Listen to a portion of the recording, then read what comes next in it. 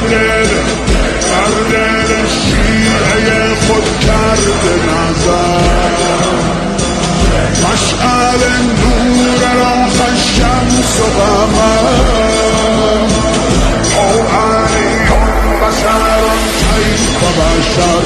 ربه فیه تجلی و ظهر او علی بشر کیف بشر ربه فیه تجلی و ظهر فلک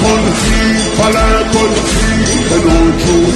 صدق فی صدق فی دورر